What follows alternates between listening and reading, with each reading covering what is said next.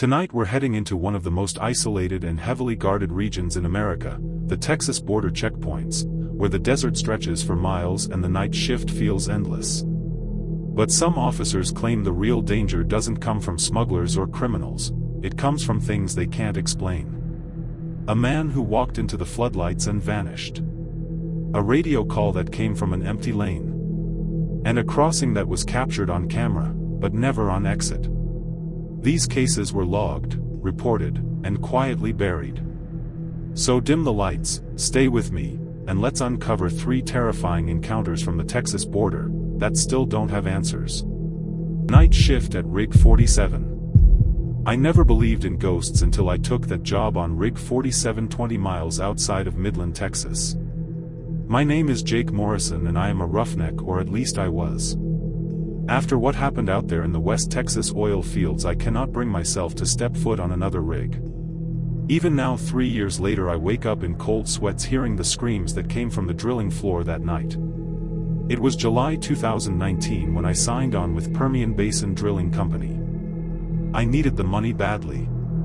My wife Emily was pregnant with our first child and the bills were piling up faster than I could count them. The job paid well, 12-hour shifts, 7 days on and 7 days off. The money was good enough that I did not ask too many questions when the hiring manager, a weathered man named Dutch, told me they had some trouble keeping crew members on Rig 47. Just superstitious types, Dutch had said, waving his hand dismissively. You know how oil field workers can be. Someone sees a shadow and suddenly the whole rig is haunted. He laughed, but I noticed he did not quite meet my eyes when he said it. My first week passed without incident. The crew was small, just 6 of us on the night shift. There was Tommy the driller, a stocky man in his 50s who had been in the oil business for 30 years. Then there were the other roughnecks, Mike, a quiet guy from Oklahoma, Henry, who never stopped talking, and Carlos, who had been working this particular rig for 2 years. The tool pusher, our supervisor, was a man named Vernon who visited the rig a few times a week but mostly left us to our work. The rig itself sat in the middle of nowhere, surrounded by mesquite and prickly pear cactus. During the day the heat was unbearable, often reaching 105 degrees. But at night, when my shift started at 7 p.m., the temperature would drop and a strange quiet would settle over the desert. The only sounds were the constant mechanical groaning of the rig and the occasional howl of coyotes in the distance. It was during my second week that I started noticing things were off. Carlos, who had been friendly enough at first, became increasingly nervous as the nights wore on. I would catch him staring out into the darkness beyond the rig's lights, his jaw clenched tight. When I asked him what he was looking at, he would just shake his head and tell me to focus on my work. On Tuesday night of that second week, Henry pulled me aside during our dinner break. We were sitting in the small trailer that served as our break room, eating sandwiches and drinking lukewarm coffee. Jake, you seem like a decent guy, he said, lowering his voice even though we were alone. So I am gonna tell you straight, there is something wrong with this rig. What do you mean? I asked, trying to keep my tone light. I did not want to admit that I had been feeling uneasy myself, especially at night when I was working on the drilling floor. Henry leaned in closer. 3 months ago there was an accident. A guy named Billy Patterson, he was working the derrick up on the monkey board about 80 feet up. Something went wrong. The equipment was fine, everything was by the book, but Billy, he just fell. Screaming all the way down. Henry's hands were shaking as he spoke. But here is the thing, Jake. Before he fell, he was yelling about someone pushing him. Said there was a man up there with him, but when we checked the logs, Billy was the only one up on the derrick at that time. I felt a chill run down my spine despite the warm night air. What are you saying, that he was pushed by a ghost? I am saying Billy was the most careful derrick hand I ever worked with. He did not just fall. And ever since then things have been happening. Tools going missing and turning up in impossible places. Sounds of footsteps on the derrick when everyone is accounted for on the ground. And the temperature, have you noticed how cold it gets sometimes even in July? I had noticed. There were moments, usually around 2 or 3 a.m., when the temperature on the rig would plummet. I had assumed it was just the desert night, but Henry's words made me reconsider. That night I paid closer attention. At around 1 a.m. I was working on the drill floor with Tommy and Mike. We were tripping pipe, pulling sections of drill pipe out of the hole we had been drilling. It is routine work, but it requires concentration. That is when I heard it for the first time, a voice, faint but distinct, coming from somewhere above us. At first I thought it was the wind, but there was no wind that night. The air was perfectly still. The voice seemed to be calling out, though I could not make out the words. I looked at Tommy and I could tell from his expression that he had heard it too. "Just keep working," Tommy said, his voice tight. "Do not look up. Do not acknowledge it." But I could not help myself. I tilted my head back and looked up at the derrick rising like a skeletal tower into the darkness. For just a moment I could swear I saw a figure up on the monkey board, silhouetted against the night sky. Then I blinked and it was gone. My hands were shaking so badly that I nearly dropped the pipe I was handling. Mike grabbed my shoulder. "Stay focused, Jake. I mean it. Whatever you think you saw, forget about it and focus on the work. That is the only way to get through the night." The next few hours passed in a blur of anxiety and forced concentration. I kept my eyes on my work, but I could feel something watching us. The sensation was so strong it made my skin crawl. Around 4 a.m. Henry came running from the storage shed, his face pale in the harsh lights of the rig. "It is happening again," he gasped. "The tools, they are moving. I just watched a wrench slide across the floor by itself." Tommy's jaw clenched.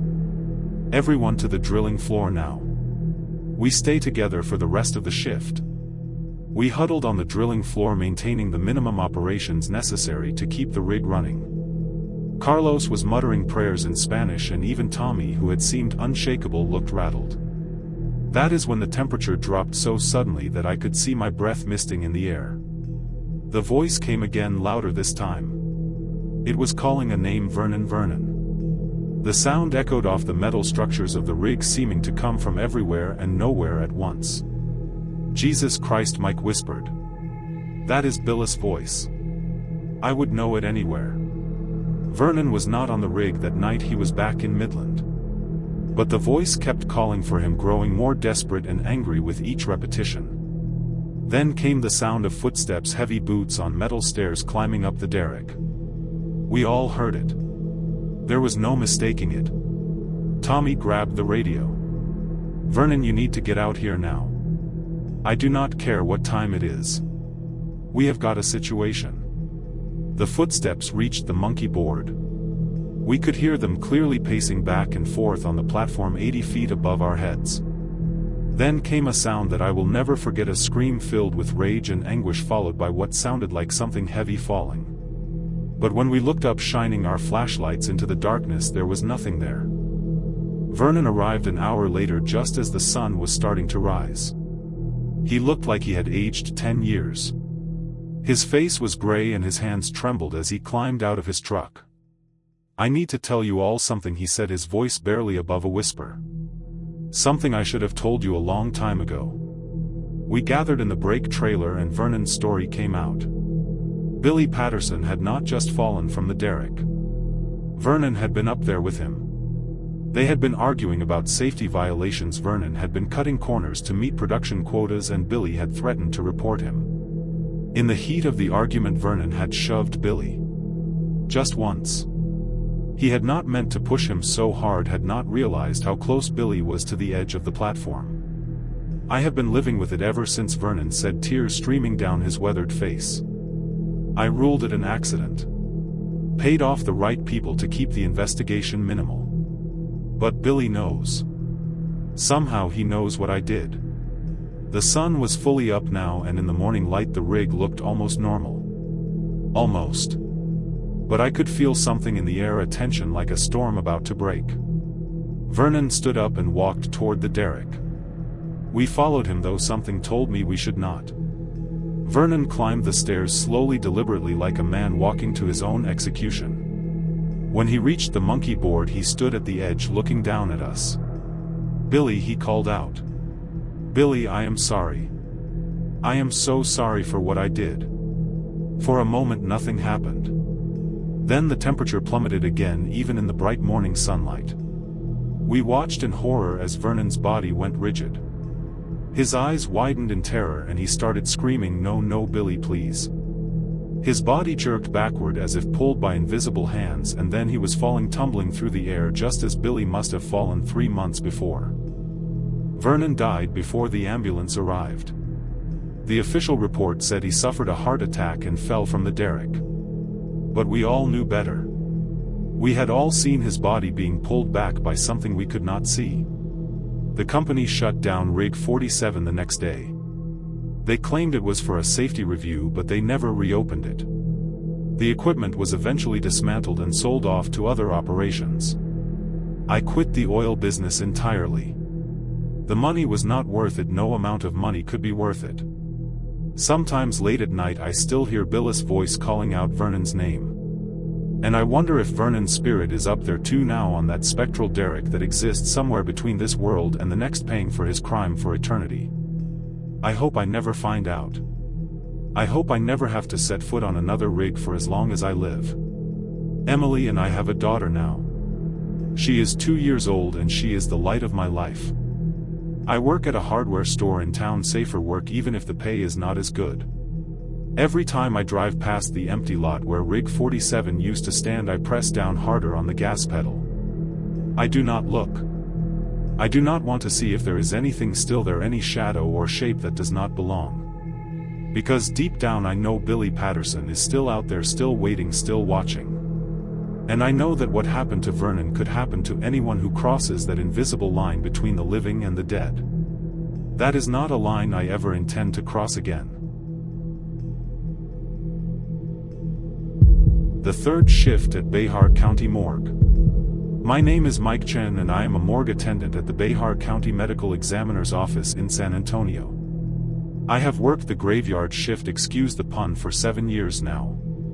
You would think after seeing hundreds of bodies, after performing countless autopsies alongside the pathologists, that nothing would faze me anymore. You would be wrong. The morgue is located in a squat concrete building on the east side of San Antonio, not far from the Alamo Dome. It is a utilitarian structure, all gray walls and fluorescent lighting, designed for efficiency rather than comfort. During the day it is busy enough: pathologists, detectives, grieving family members coming to identify their loved ones. But at night from 11 p.m. to 7 a.m. it is just me and whatever bodies have come in that day. I have always been a skeptic when it comes to the supernatural.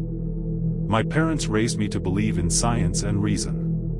When I took this job fresh out of college, my friends thought I was crazy. How can you work around dead people all night, they would ask.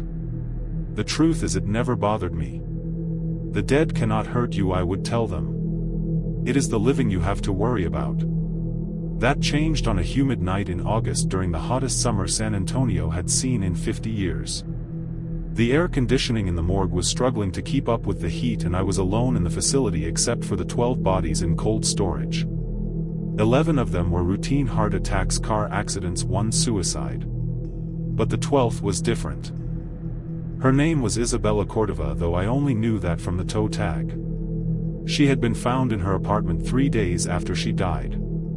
The police report said she had been alone, no signs of foul play, but the condition of the body when they found her was unusual. Despite the heat, despite 3 days of decomposition in a non-air conditioned apartment, her body showed minimal decay.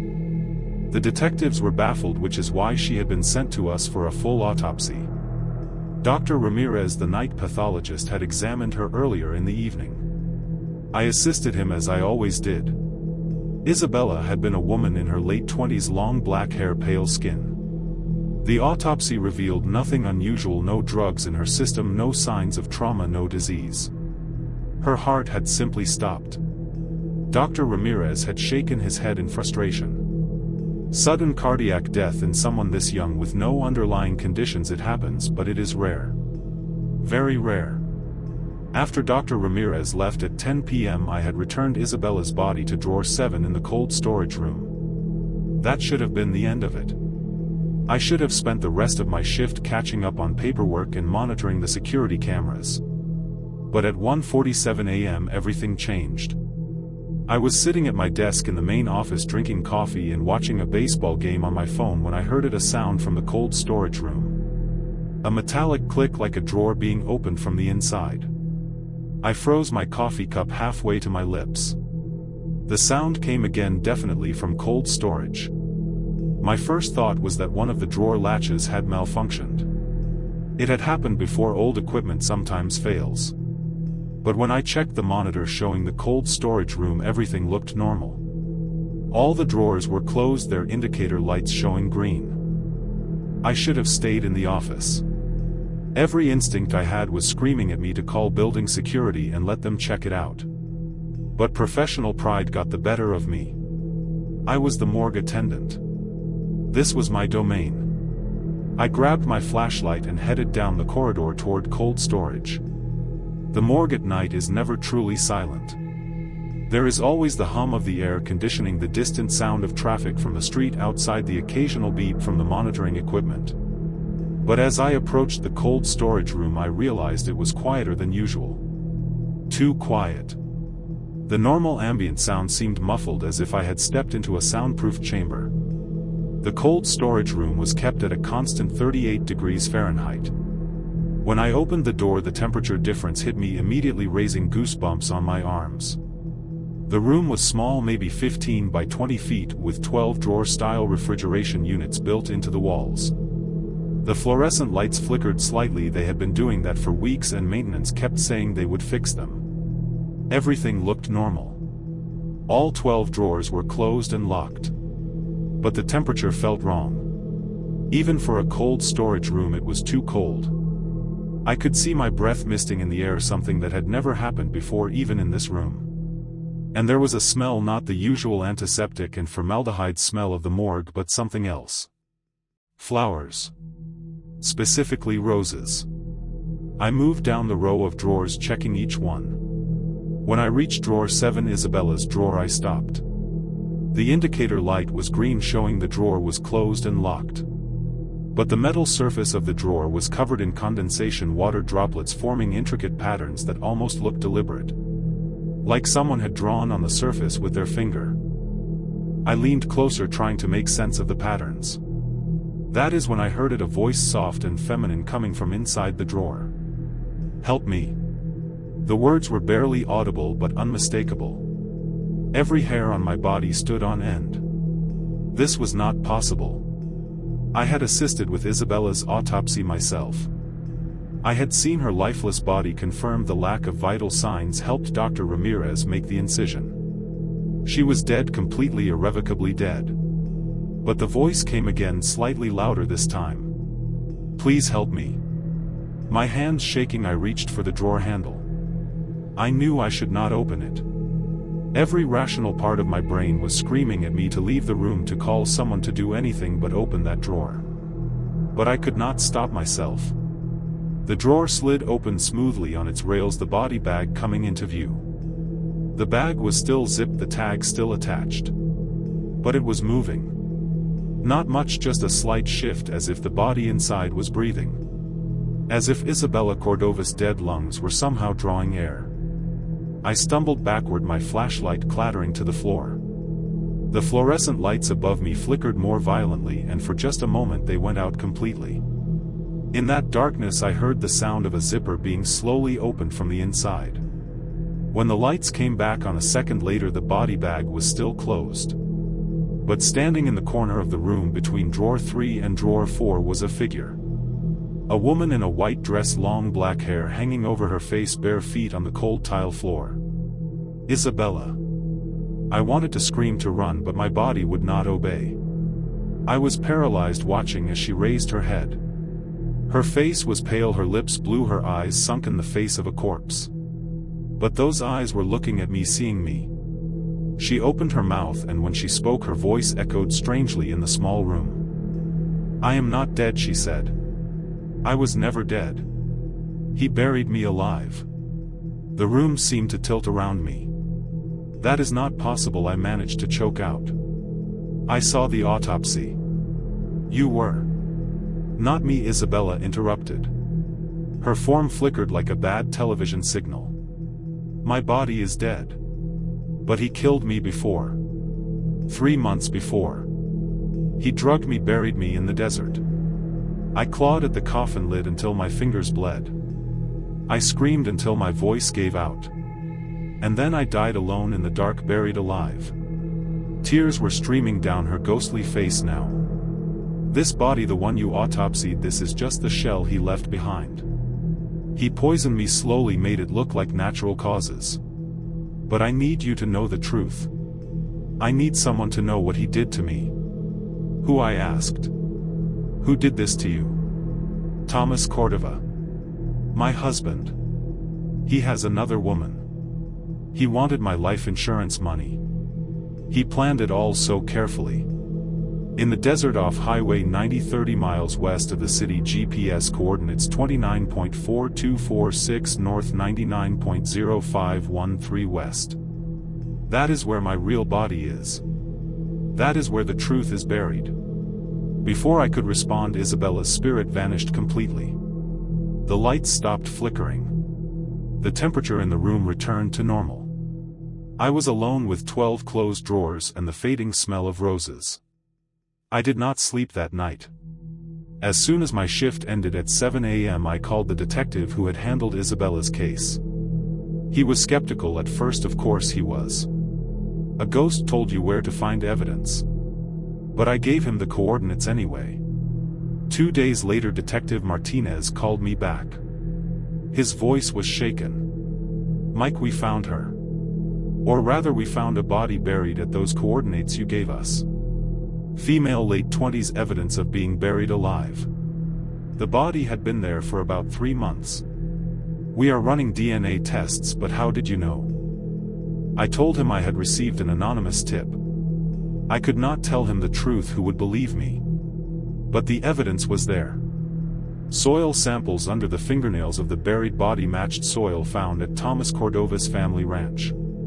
Security footage from a hardware store showed him buying a shovel and lime 3 months before Isabella's death.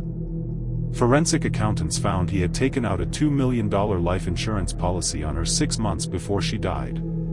Thomas Cordova was arrested and eventually convicted of first-degree murder. The body we had autopsied, the one Isabella's spirit had inhabited, was indeed poisoned. Toxicology tests we ran after finding the first body discovered traces of a rare plant-based toxin that had initially been missed because no one was looking for it. I still work at the morgue. I could not bring myself to quit despite everything. But I treat my job differently now. Every body that comes through our doors, I wonder, is there a spirit still attached? Is there an injustice that needs to be brought to light? I have never seen another ghost since Isabella, but I am more respectful now, more aware that death might not be the end of consciousness. Sometimes late at night I smell roses in the cold storage room. When that happens, I know Isabella is still there, watching over the other bodies, making sure the truth comes out for those who can no longer speak for themselves. And I say a quiet thank you to her for trusting me with her story, for giving me the chance to bring her murderer to justice. The living may not be able to hurt you when you work in a morgue, but the dead can change everything. They can reveal truths that were meant to stay hidden. And sometimes that is exactly what they need to do to find peace. The Hunting Cabin in the Piney Woods. My name is Tom Bradley, and I'm a software developer from Austin. I'm telling you this story because I need someone to know what happened in the East Texas Piney Woods in November 2020. I need someone to understand why I'll never go back to that cabin, why I sold my share of the property for a fraction of what it was worth, and why I wake up screaming at least once a week. The cabin had been in my family for 3 generations. My grandfather built it in the 1950s, deep in the Piney Woods near Jasper, Texas. It sat on 40 acres of dense forest. Pine trees so thick that even at midday, the forest floor remained in perpetual twilight. My father had hunted there, and his father before him. It was a family tradition, a connection to our past. When my father passed away in 2019, he left the cabin to me and my brother, Daniel. We'd both been going there since we were kids, hunting deer and wild hogs, fishing in the small creek that ran through the property. It was our refuge from the modern world, a place where cell phones didn't work and the only sounds were birdsong and wind through the pines. In November 2020, Daniel and I decided to spend a long weekend at the cabin. It would be our first hunting trip since Dad died, a way to honor his memory. We invited 2 friends. Harry Westbrook, a lawyer I'd known since college, and his cousin Henry, who just moved to Texas from Colorado. They were both experienced hunters, and we thought it would be good to have some company. We arrived at the cabin on a Friday afternoon. It was a 2-hour drive from the nearest town, down progressively smaller roads until we finally reached the overgrown dirt path that led to the property. The cabin itself was rustic but comfortable. 2 bedrooms, a main room with a fireplace, and a small kitchen. No electricity, no running water, just propane lanterns and water from the well out back. The first evening passed pleasantly enough. We unpacked our gear, split some firewood, and cooked dinner over the fireplace. Harry had brought a bottle of bourbon, and we sat around telling stories and talking about the next day's hunt. Henry seemed a bit nervous. He kept looking out the windows into the darkness beyond our lantern light, but I attributed it to him being new to the area. It wasn't until we were settling in for the night that things started to feel wrong. Daniel and I were sharing the larger bedroom, while Harry and Henry took the smaller one. I was almost asleep when I heard it. Footsteps on the wooden porch outside. Slow, deliberate steps, pacing back and forth in front of the cabin door. I sat up, listening. The footsteps continued for maybe 30 seconds, then stopped. Daniel was snoring softly in the other bed. He'd had more bourbon than the rest of us and was out cold. I waited, straining my ears, but the sound didn't return. Probably a deer or a raccoon, I told myself, though I knew the footsteps had been too heavy, too evenly spaced. I must have eventually fallen asleep, because the next thing I knew, Daniel was shaking my shoulder. "Tom, wake up. Something's wrong." His voice was tight with tension. I blinked awake. Early morning light was filtering through the gaps in the window shutters. "What time is it?" "About 6 a.m. "But look." Daniel pointed to the door. "Look at the door." I looked. The door was still closed and locked from the inside, the wooden bar we'd placed across it still in position. But on the inside of the door, at about chest height, someone had scratched a message into the wood. The letters were deep and uneven, as if carved with a knife or a sharp stone. "Get out." My blood ran cold. That wasn't their last night. I would have seen it when we locked up. "I know," Daniel said. "Which means someone or something put it there during the night." From inside the cabin. We checked the windows. All closed and latched from the inside. We searched every corner of the cabin. Nothing. No sign of an intruder, no way anyone could have gotten in. Harry and Henry were still asleep in their room, and when we woke them and showed them the message, they were as baffled as we were. "Maybe it was there before and we just didn't notice," Harry suggested, though his voice lacked conviction. "In the dark, with just the lanterns." "No," I said firmly.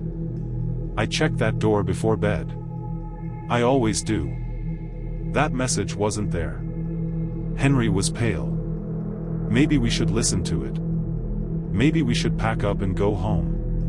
"Don't be ridiculous," Daniel said, though I could tell he was shaken too. "It's probably just local kids trying to scare us. Everyone knows this place has been in our family forever. Someone's playing a prank." We decided to continue with our hunt.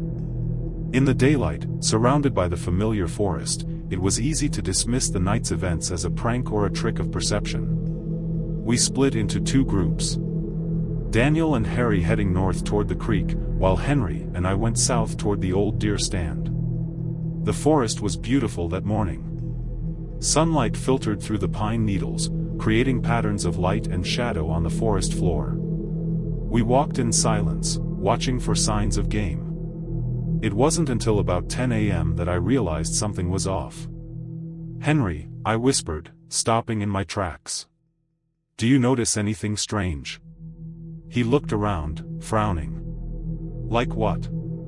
"Listen. No birds. No squirrels. Nothing. The forest is completely silent." He was right. The normal sounds of the forest had vanished. No birdsong, no rustling in the underbrush, no whine through the trees. Just an oppressive, unnatural silence. And the temperature had dropped noticeably. I could see my breath misting in the air, even though it had been a mild morning. "We should head back," Henry said, his voice barely above a whisper. "Something's not right." That's when we saw it. About 50 yards ahead, standing in a small clearing, was a figure. At first, I thought it was another hunter, though we were supposed to be the only ones on the property. But as my eyes adjusted to the shadows, I realized this figure was wrong. Too tall, too thin, with limbs that seemed to bend at odd angles. It was standing completely still, facing away from us. I raised my hand to my eyes, trying to see more clearly. The figure's clothes looked old. Not just worn, but archaic. Like something from 100 years ago. And its skin, what I could see of it, was gray. Not the gray of shadows, but the gray of something long dead. "Tom," Henry breathed beside me. "What the hell is that?" Before I could answer, the figure turned. Its movement was wrong. Too fast, too fluid, like a video played at the wrong speed. And its face. God, its face. It had no features, just a smooth expanse of gray skin where eyes and a nose and a mouth should have been. But I could feel it looking at us. I could feel its attention like a physical weight. We ran. I don't remember making the decision to run. My body just moved on its own, crashing through the underbrush back toward the cabin. Behind us, I could hear something following. Not the sound of footsteps, but something else. A rustling, sliding sound, like something large moving through the trees without touching the ground. We burst out of the forest into the clearing around the cabin. Daniel and Harry were already there, their faces white with terror. "You saw it too," Daniel gasped. "That thing in the woods." "We need to leave," Harry said. "Right now. Get in the truck and go." We grabbed our essential gear and ran for Harry's truck, which was parked on the dirt road about 100 yards from the cabin. But when we reached it, we found all 4 tires slashed. Deep cuts in the rubber, methodical and deliberate. "No, no, no," Harry kept saying, checking each tire as if hoping he'd misread the damage. "Who did this? When did this happen?" Daniel pulled out his cell phone, but we all knew it was futile. No signal. There never was, this deep in the piney woods. We were stranded, 40 miles from the nearest town, with something in the woods that wasn't human. "We go back to the cabin," I said, trying to keep my voice steady. "We lock ourselves in, wait until morning, and hike out. It's a long walk, but we can make it." We barricaded ourselves in the cabin, pushing furniture against the doors and windows. As darkness fell, we sat in the main room, our hunting rifles loaded and ready. The propane lanterns cast flickering shadows on the walls, and every sound made us jump. At 8 p.m., the knocking started. Slow, rhythmic knocks on the front door. Knock. Knock. Knock. Always 3 knocks, then silence, then 3 more knocks. This continued for over an hour. We didn't answer. We didn't even speak. We just sat there, listening. Then came the voices. They started soft, barely audible, but grew louder. They were calling our names. Tom. Daniel. Harry. Henry. Over and over, in voices that almost sounded like our family members, our friends. My mother's voice called to me, even though she'd been dead for 5 years. Daniel's wife, who was safe in Dallas. The voices were perfect mimicry, and they were coming from all around the cabin. "Don't listen," I said. "Don't respond. Whatever's out there, it's trying to get us to open the door." But the voices were relentless. They pleaded, cajoled, demanded. Henry started crying, his hands over his ears. "Make it stop. Please make it stop." At midnight, everything went silent. The sudden quiet was almost worse than the voices had been. We waited, every muscle tense, for whatever would come next. What came next was scratching. All around the cabin, on every wall, on the roof, on the door. The sound of something with long, sharp claws scraping against the wood. The walls creaked and groaned under the assault. Dust fell from the ceiling beams. "It's trying to get in," Harry said, raising his rifle. "If those walls give way." But the walls held. The cabin my grandfather had built was solid, the logs thick and strong. After what felt like hours but was probably only minutes, the scratching stopped. Then came the singing. A woman's voice, high and clear, singing an old hymn. Amazing Grace, how sweet the sound. The voice was beautiful, heartbreaking, and it was coming from right outside the window. I couldn't help myself. I peered through a gap in the shutters.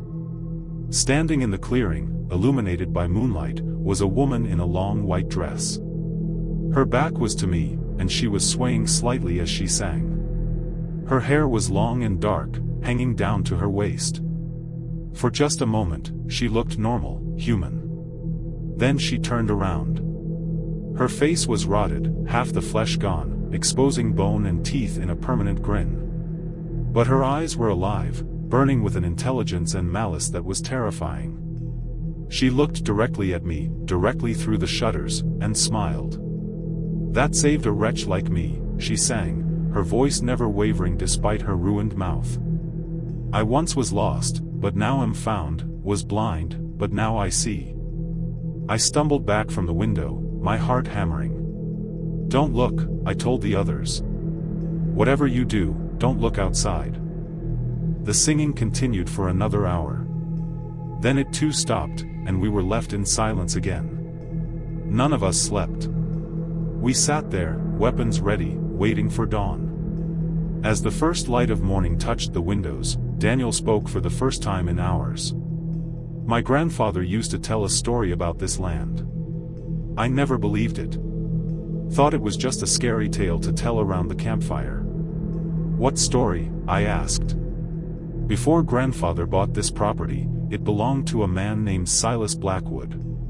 He built a house here in the 1890s, lived here with his wife and 5 children. One winter, they all died. Some kind of sickness, maybe typhoid or cholera. Silas buried them in the woods, and then he went mad. The locals found him months later, dead, sitting at his table like he was waiting for his family to come home." Daniel's voice was shaking. "They say Silas never left. They say he's still here, along with his family, waiting for living people to join them." Grandfather didn't believe it. He thought it was superstition.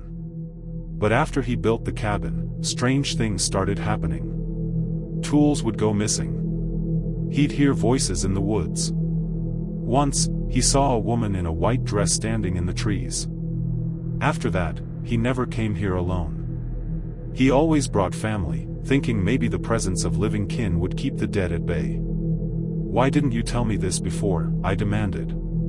"Because I didn't believe it. It was just a story." As soon as there was enough light to see by, we left the cabin. We hiked the entire 40 miles back to the nearest town, our rifles ready, jumping at every sound. Whatever had haunted us during the night didn't follow. By the time we reached civilization, we were exhausted, dehydrated, but alive. We never went back. I sold my half of the property to Daniel for $1, and he sold his half to a property developer who wanted to build a hunting resort. I heard later that the development never happened. The construction crews kept quitting, reporting strange occurrences. Tools going missing. Voices in the woods. Eventually, the developer gave up and abandoned the project. I've tried to research the history of the property, to find out if Daniel's story about Silas Blackwood was true. I found records of a Silas Blackwood who lived in Jasper County in the 1890s, but the records are sparse. There's a mention of a family tragedy, but no details. I did find one interesting note in an old newspaper from 1901. A warning to travelers to avoid the Blackwood property, as it was cursed by the sins of its owner. I don't know what we encountered in those woods. Ghosts. Demons. Some kind of residual energy from a tragedy that occurred over a century ago. I don't have answers. All I know is that some places are not meant for the living. Some places belong to the dead, and they don't want to share. The cabin is still there, deep in the piney woods. Sometimes I wonder if other people have stumbled upon it, if they've spent a night there and faced what we faced. I hope not. I hope the forest has reclaimed it, that the trees have grown over it and hidden it from human eyes. Because whatever is waiting there in the darkness, whatever sang to us and scratched at the walls and called our names in the voices of the dead, it's still there. Still waiting. Still hungry for living souls to add to its collection. And I pray that no one else has to learn that truth the way we did. That was tonight's Whisper from the Shadows. Subscribe to Nightbound Whispers. And remember, the night is never truly silent.